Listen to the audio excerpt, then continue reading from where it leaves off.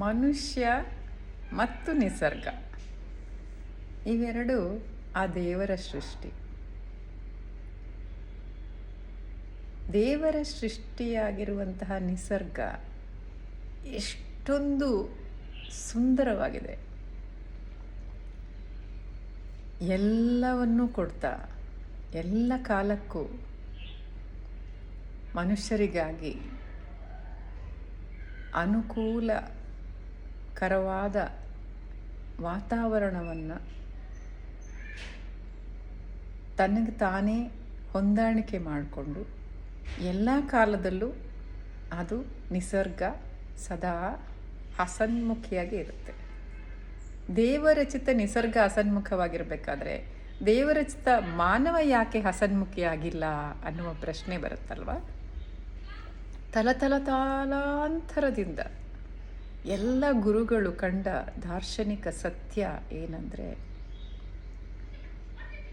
ಸಮಾಧಾನ ಅನ್ನುವುದು ಹೊರಗಡೆ ಅಲ್ಲ, ಅಂತರಾಳದಲ್ಲಿದೆ, ಅದನ್ನು ಕಂಡುಕೋ ಅಂತ. ಎಲ್ಲ ಧರ್ಮಗಳಲ್ಲೂ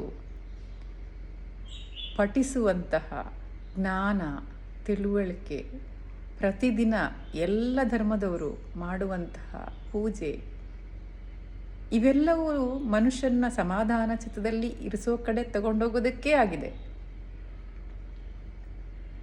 ಧರ್ಮಗಳಲ್ಲಿರುವುದು, ಜನ ಅದನ್ನು ಅನುಕರಣೆ ಮಾಡ್ತಿರುವುದು ಎಲ್ಲ ಸರಿಯಾಗೇ ಇದ್ದರೂ ಕೂಡ ಈ ಅಸಮತೋಲನತೆ ವಾಸ್ತವವಾಗಿ ಪ್ರಪಂಚದಲ್ಲಿ ಯಾಕೆ ಆಗ್ತಾ ಇದೆ ಅಂತ ಕೇಳಬೇಕು ಅನ್ನಿಸ್ತಾ ಇದೆ.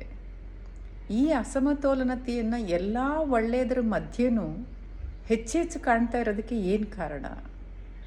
ಯಾಕೆ ನಾವೆಲ್ಲರೂ ಸೇರಿ ಆ ಕಾರಣದ ಮೂಲವನ್ನು ಹೆಕ್ಕಿ ತೆಗೆದು ಅದನ್ನು ಮೆಟ್ಟಿ ನಿಲ್ಲುವಂಥವರಾಗಬಾರ್ದು? ಅದೊಂದು ಕಷ್ಟದ ಕೆಲಸನಾ? ಇಲ್ಲ. ಯಾಕಂದರೆ ನನ್ನೊಳಗಿನ ಸಮಾಧಾನವನ್ನು ನಾನು ಎಚ್ಚರಗೊಳಿಸಿದ್ರೆ ಆಗ ನನ್ನ ಸುತ್ತಲಿನ ಸಮಾಧಾನ ಚಿತ್ತ ಪ್ರಜ್ವಲಿಸುವುದನ್ನು, ಪ್ರಕಾಶಮಾನವಾಗಿರುವುದನ್ನು ನಾನು ನೋಡೋಕ್ಕೆ ಸಾಧ್ಯ ಆಗುತ್ತೆ. ನನ್ನ ಸಮಾಧಾನ ಯಾರ ಕೈಯಲ್ಲಿದೆ ಅನ್ನೋ ಪ್ರಶ್ನೆ ಯಾರಿಗೂ ಮೂಡಬಾರ್ದು. ಯಾಕಂದರೆ ಅದು ನಮ್ಮ ಕೈಯಲ್ಲೇ ಇದೆ. ನಮ್ಮ ಪ್ರತಿ ಗಳಿಗೆಯ